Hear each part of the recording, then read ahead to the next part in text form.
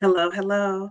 Are you a GLP-1 user that has not incorporated strength training yet? Why do you think that is?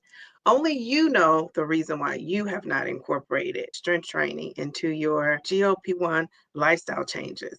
So let's talk about it. I will give you 8 reasons why GLP-1 users tend to ignore strength training. We will start with number one, which is near and dear to my heart, and that is rapid weight loss.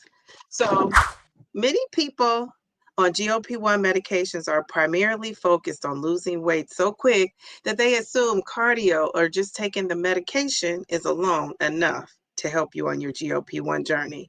That's not true. I can totally relate to this because that's one of the reasons why I did not right away start adding weights to my GLP-1 journey. I was doing strength training exercises, but I was doing them with my own body weight. I was afraid to add those weights because I thought it would interfere with my weight loss. And not that I wanted such a rapid weight loss, but I wanted to see some weight loss. And so I too had that misconception that using weights was going to really interfere with my progress with the weight loss. Which leads me to the second reason, which is the fear of bulking up.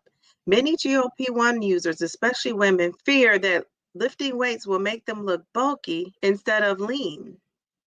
And that is a misconception that is not true. In order to bulk up, you would need to be lifting very heavy weights and eating a lot more protein that I'm sure many of us are eating. Reason number three is low energy and fatigue. GLP-1 medications will suppress your appetite, leading to less of a calorie intake or even less calories than you need will really make you tired and fatigued and give you low energy. A lot of GLP-1 users just don't really have the energy for strength training because their appetite is suppressed significantly. So be sure you're getting your daily calorie intake. And if you're not sure what that is, talk to your doctor or healthcare professional. You can also check this out on the TDEE calculator. I'll put the link down below. That leads me to number four. The fourth reason why GLP-1 users tend to ignore strength training, the muscle loss misconception. Many GLP-1 users, and anyone, quite frankly, on a weight loss journey, think that weight loss automatically means fat loss, and that's not true. Not realizing that without strength training, they may lose muscle along with that fat. So we don't want to lose muscle. We want to lose fat. I'm not sure where that misconception comes from for most people, but for me, I always associated lifting weights and strength training with like somebody who is competing with Mr. Olympic or someone that is competing in a bodybuilding competition. I never associated myself with lifting weights and getting lean when I first started on my GLP-1 journey. So let's debunk this misconception, which leads me into number five. And number five is the lack of knowledge.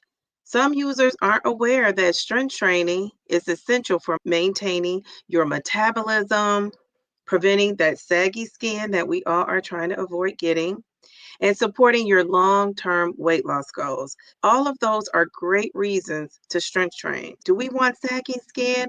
No, we don't. Now, some of us, including myself, we may be destined to have that sagging skin, but we can also be a part of how much sagging skin we had.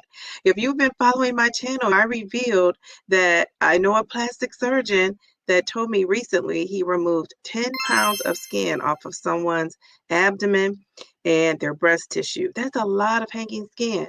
Now, I don't see myself having 10 pounds of hanging skin, but you never know. This lady had lost 100 plus pounds, and that is my goal. My goal is also to lose 100 plus pounds. So I am adding those weights. I couldn't add those weights fast enough when it really sunk in that in order to avoid so much sagging skin, I needed to get my buns moving and start lifting those weights. So that is what I did, which leads me into number six. The sixth reason why GLP-1 users tend to ignore strength training is, if you are enjoying this video so far, subscribe to my channel if you're not subscribed and join me on my journey. We've been taught to prioritize cardio. I remember some of those workouts back in the day with Jane Fonda. Who remembers Jane Fonda? She was doing that cardio. I also remember Richard Simmons. That was my homeboy. Spit to the oldies. I remember doing Richard Simmons. I remember Denise Austin. Who remembers Denise Austin? She was great. I remember a lady named Donna Richardson. I remember she was married to Tom Joyner. She was a fitness guru back in the day, and she probably still is. But I remember working out to her. So all these people were promoting cardio. That's why I was so intrigued by Tybo, because he came along with that kickboxing, adding in some of that strength training. And that's when I first really started to get the notion that not only should you have cardio, but you should also balance that out with some strength training. So that was my aha moment with the strength training. What was yours? Tell me in the chat. What was your cardio of choice? What were you doing? What fitness gurus were you working out to? And did you always think cardio and then strength training if you had time to get to it, right? If you had time to get to that machine in the gym, you would hit those weights after you did your cardio. I was always told that it gets your heart rate up and it's good for a healthy heart, which it is. I think we are learning that as you age or you have a lot of weight to lose, incorporating that strength training at least 3 times a week is the way to go. That brings me to reason number 7, which was real for me. Joint or injury concerns. A lot of us on these GLP-1 journeys have had some injuries to our knees. I hear a lot of people talk about their knees and injuries to their knee. And I think wearing a knee brace is great because that will help you support your knee. But many of us fear that lifting weights is going to make any injury you have worse. And especially the newbies like myself, if you're new to working out, this could be a big fear. But I'm here to tell you that you can overcome that. Find a program that works for you on YouTube or at your local gym or wherever you're comfortable going, but they can give you alternative exercises to do. So if someone has you doing a squat and adding weights to that squat for that extra little boost of muscle and strength that you are trying to gain, there are alternative ways to do that so that you are not hurting that knee. If you're doing lunges and you're adding weights to that, if you are on a machine of some sort that's working your muscles, there is a way to do those machines properly so that you're not re-injuring yourself.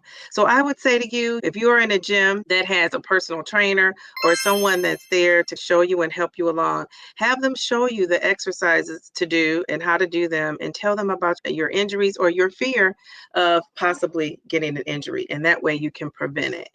So don't let those joint or injury concerns hold you back. And finally, number 8, which is a real thing that also affected me and my reluctance to add those weights. Plateau frustrations, not wanting to not see that scale move, right? Because we know that muscle weighs more, but muscle is also continually burning calories. Even when you're sitting down, relaxing, maxing and relaxing, not doing a whole lot, when you have those muscles building up, they are burning those extra calories. So don't let not seeing immediate results hold you back. People usually give up before they start seeing a visible difference. And so I am here to tell you to hold on. Give it at least 3 months or more to see some differences. I'm seeing some differences right now. And it hasn't even been 3 months. Don't give up on that strength training. Those are the reasons why we tend to ignore strength training. Watch my next video. I am going to tell you exactly why strength training is so important. Thank you for watching. Subscribe to my channel. And don't forget to leave me a comment and let me know, did you have a fear of strength training? And if so, how did you overcome that? Are you lifting weights? Tell me all about it. Remember, slow and steady wins the race. Just don't quit.